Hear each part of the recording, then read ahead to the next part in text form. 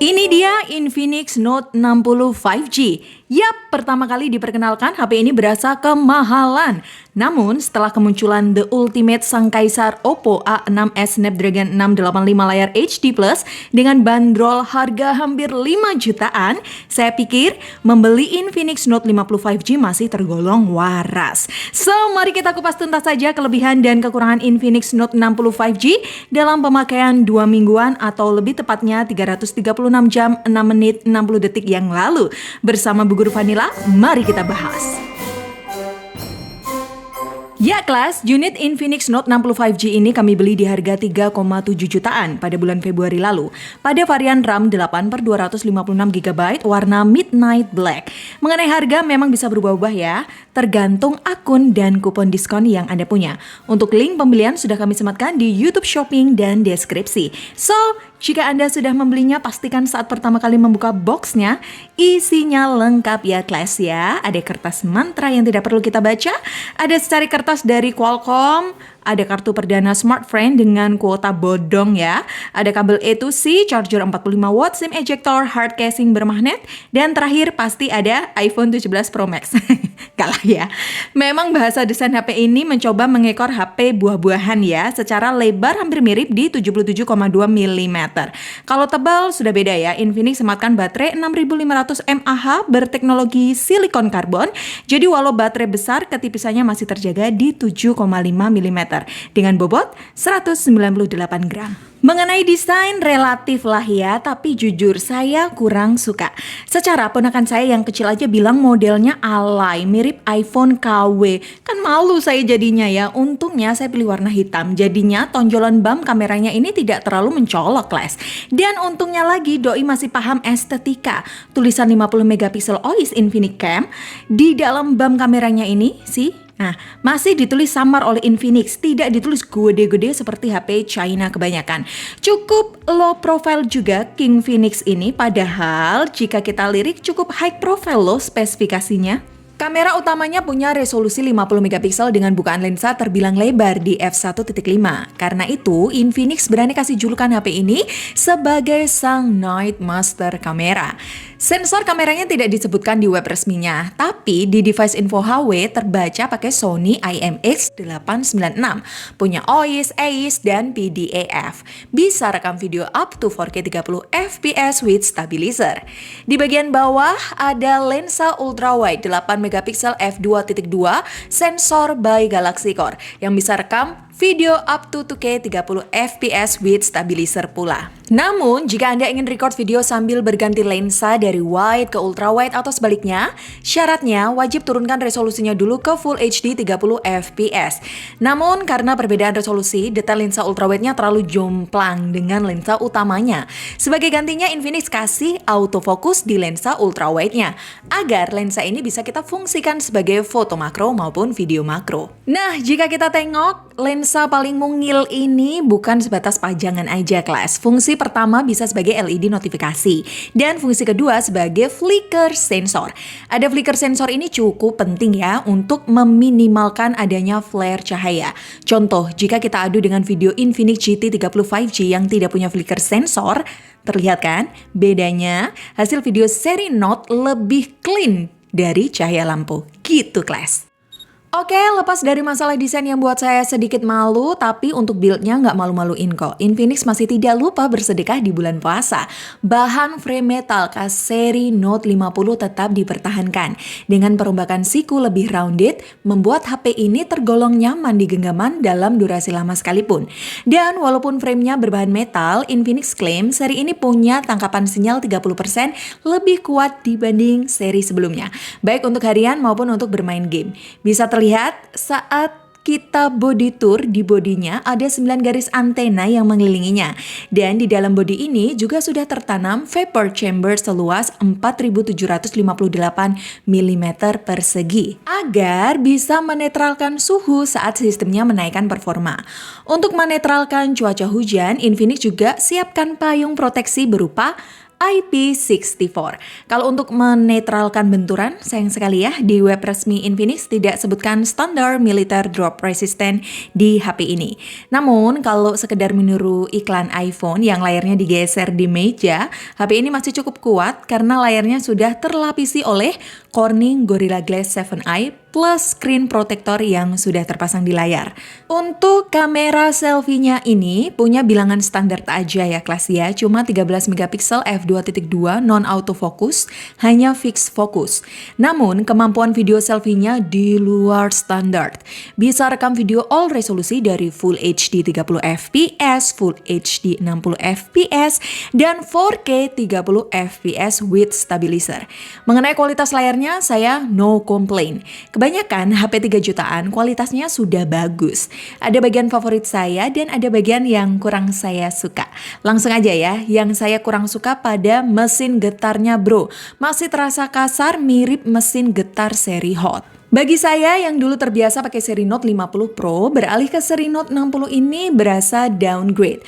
Untungnya kelemahan ini bisa tertutupi oleh rasio 19,5 banding 9-nya, membuat ruang tumpuan tangan kita makin leluasa, sehingga jarak antara dua jempol kita tidak berasa sempit saat ketik-ketik pesan. Selain itu, rasio ini sanggup membuat bezel Infinix Note 50 5G makin terlihat elegan.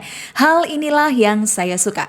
Infinix membekali layar flatnya dengan resolusi tinggi di 1,5K dengan kecerahan outdoor cukup impresif lewat fitur booster outdoornya.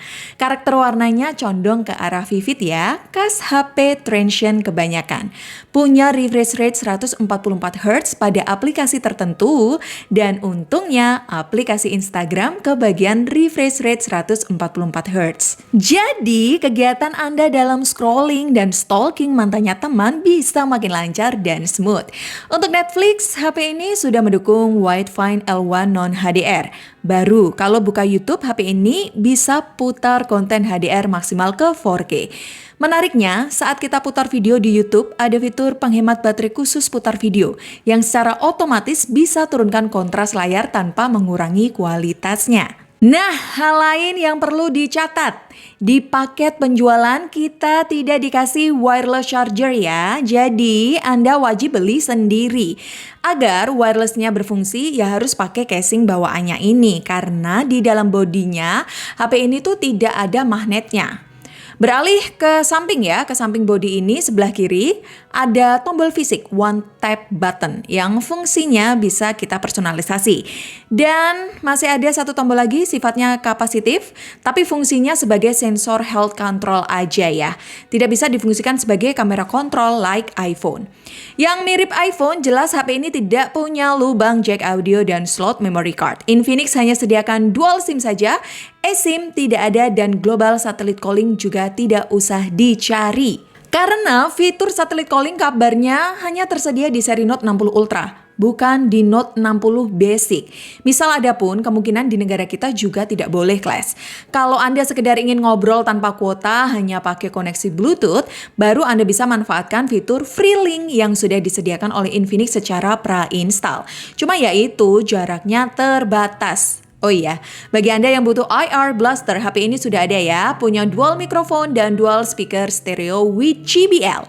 Rentang suaranya bagus, cukup balance, saat kita set maksimal pun tidak berasa pecah. Nilainya 8/10 untuk kelas harganya. Coba dengerin.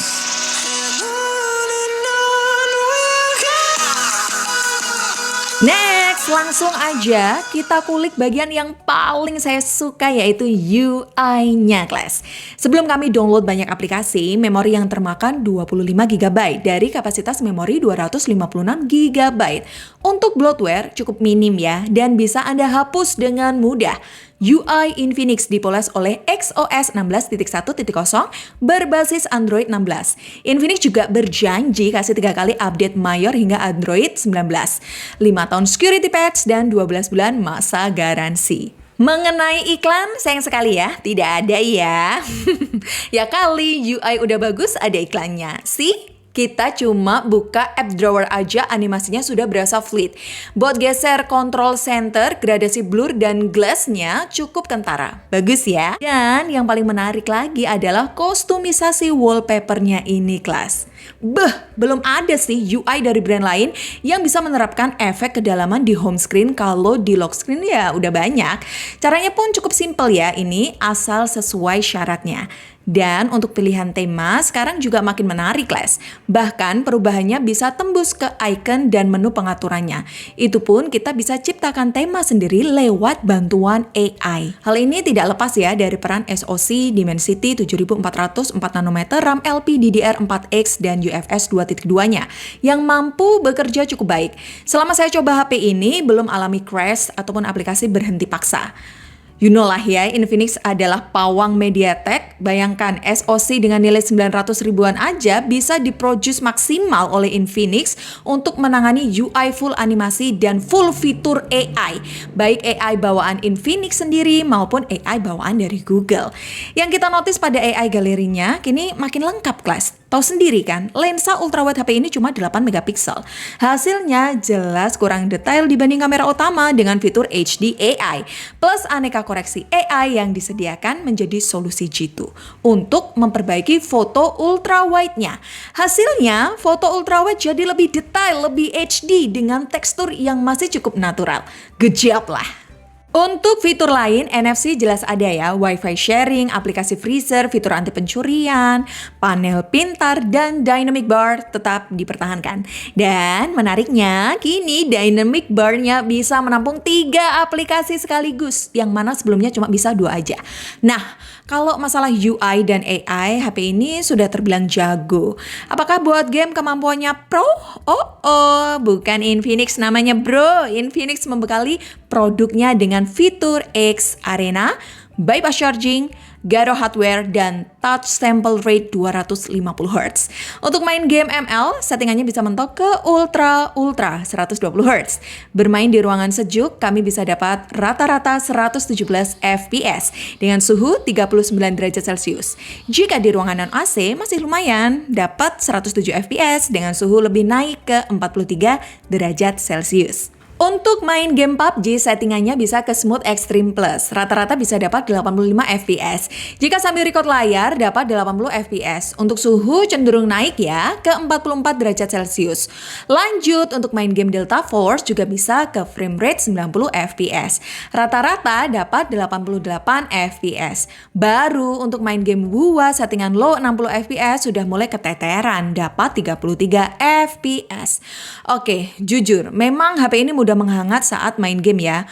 Vapor chamber yang ada di dalamnya kami kira kurang luas ukurannya, hanya sebatas 4000-an mm persegi. Terlebih saat suhu agak naik, terkadang kami alami penyakit analog lepas pada layarnya. Jadi saat hero kita majukan tiba-tiba berhenti sendiri. Entahlah ya apa penyebabnya, apa pengaruh screen protectornya ini aja ya? Atau ada yang lainnya? Biasanya produk Infinix nggak gini deh ya. Next review aja ya kita update, oke? Nah, kalau masalah baterai, kami no complain. Saat kami uji tes lewat PC Mark, baterai life-nya bisa tembus ke 16 jam. Dalam pemakaian real life ala saya, pakai data only 5G, terbukti benar kalau baterai 6500 mAh-nya ini awet bro. Bisa dipakai 2 hari dalam sekali charger dengan SOT 11 jam. Kalau untuk pemakaian intens plus main game, pakai data plus wifi, SOT bisa ke 8 jam. Infinix klaim baterai 6500 mAh-nya ini bisa terus sehat hingga 6 tahun pemakaian. Jika Anda nggak percaya klaim tersebut, Anda bisa terus memonitor informasi baterai health-nya yang sudah disediakan oleh Infinix di menu pengaturan. Selain itu, sistem charging-nya juga lengkap. Seperti yang kita bahas di awal, Infinix Note 60 5G punya wireless charging 30 watt. Bisa reverse wireless charging 10 watt, reverse wired charging 15 watt. Dan tentu ada charging konvensional 45 watt, isi daya dari 5% ke 50%, butuh waktu 45 menit, ke 100% butuh waktu 1 jam 15 menit. Pakai mode hyper. Oke, terakhir kelas kita bahas kameranya. Untuk UI kamera ada sedikit perubahan. Yang kita notice di sini, seri Note 60 sudah punya fitur live photo. Dan foto pixel tingginya atau 50 megapiksel tidak ada opsi zoom. Opsi zoom dialihkan di foto basicnya dengan maksimal local zoom 2 kali dan maksimal zoom digital sampai 15 kali. Jadi, mending pakai kamera basic aja. Untuk hasil kamera di suasana malam yang masih banyak lampu kota, kami kira Anda tidak usah nyalakan fitur mode malam karena bukaan lensa HP ini cukup lebar di f1.5. Toh HP ini punya OIS ya, jadi hasilnya bisa minim blur, terang, dan lebih realistis nuansa malamnya. Dan perubahan kedua pada opsi stabilizer videonya. Kini ada dua opsi. Opsi pertama, stabilisasi AI yang bisa berjalan di tiap resolusi. Cocoknya untuk vlogging santai. Opsi kedua, ultra stabil maksimal resolusi di Full HD 30 fps. Cocoknya untuk skenario vlogging sambil lari kali ya. Dengan minus sudut lebih di crop dan pastikan fokus AI matikan agar fokusnya tidak lari-lari. Minus paling kentara untuk ambil videonya sih saat kita pakai lensa ultra wide. Gambarnya kurang tajam, noise berasa. Walaupun kita setel ke resolusi 2K. Ya, moga aja ini masalah software ya. Infinix bisa kasih tuningan yang pas. Tapi kalau masalahnya pada hardware-nya, ya sudahlah ya, Anda harus terima. Oh iya, selama kami coba record video dalam durasi lama di cuaca panas dan lembab misal hujan, kami belum alami kamera berembun ya, masih aman. Untuk selebihnya fitur fotonya hampir mirip. Baris pertama ada fitur vlog yang bisa merangkai adegan video yang Anda ambil menjadi bentuk short video. Ada foto portrait dari 24mm, 35mm sampai 50mm. Untuk street portrait fotografi tetap ada dengan pilihan filter dan aneka zoom dari 24mm hingga 50mm pula. Terus ada foto super malam, bisa untuk ambil foto ultra wide, wide, zoom 2 kali hingga 10 kali. Lainnya ada video slow-mo Full HD 120fps, video selang waktu up to 4K 30fps, portrait AI GC, Sky Shot, foto pro, panorama, super makro, foto dokumen, video ganda Full HD 30fps, dan video bokeh. Minusnya Infinix tidak sediakan video pro, rasio video yang disediakan cuma 16:9, dan tidak ada flash selfie fisik. Gak apa-apa lah ya, toh foto selfie di malam hari juga sudah cukup bagus. Jika di tempat gelap Anda bisa pakai mode malamnya atau gunakan cahaya latar layarnya untuk penerangan. Buat video call dan zoom, Infinix juga bisa blur background dengan kualitas cukup baik. Yap, ini dia tes video dari Infinix Note 60 5G di resolusi 4K 30fps guys, with stabilizer ya. Saya pegangin pakai satu tangan aja guys, tidak pakai alat bantu, dan juga mengenai mikrofonnya saya tidak pakai mikrofon eksternal ya. Jadi cuma pakai mikrofon internalnya aja. Jadi teman-teman bisa komen apakah kualitas dari serapan mikrofonnya baik ya.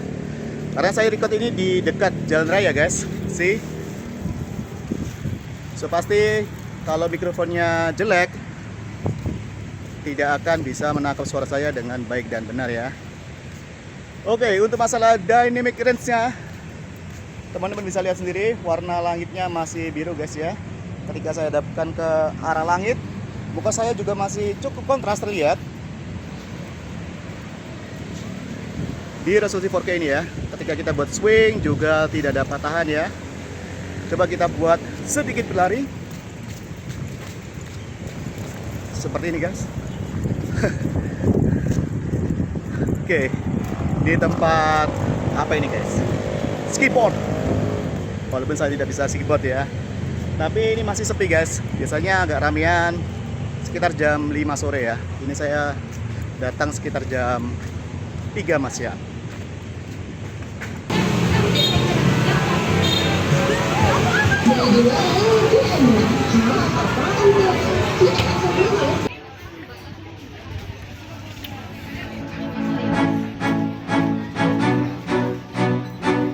So class, impresi awal saya terhadap Infinix Note 60 5G selama 336 jam 6 menit 60 detik yang lalu. HP ini adalah HP sapu jagat. Semua fitur dilahap dengan olahan yang tepat. Memang ada beberapa fitur yang kelewat, but kekurangannya tidak terlalu bikin saya sambat. Jika Anda cermat, sejauh ini belum ada kompetitor lain yang punya amunisi selengkap Infinix Note 60 5G. Apakah HP ini worth it dibeli? Jelas worth it. Harganya Harganya masih masuk akal bro. Bahkan sama saudaranya sendiri, Tecno Camon 50 4G, Infinix Note 60 5G lebih layak dimiliki. Sekian dan terima kasih. Kalian boleh pulang. Jangan sampai ada barang yang tertinggal. Bu Guru Vanilla, pamit dulu kelas. Bye!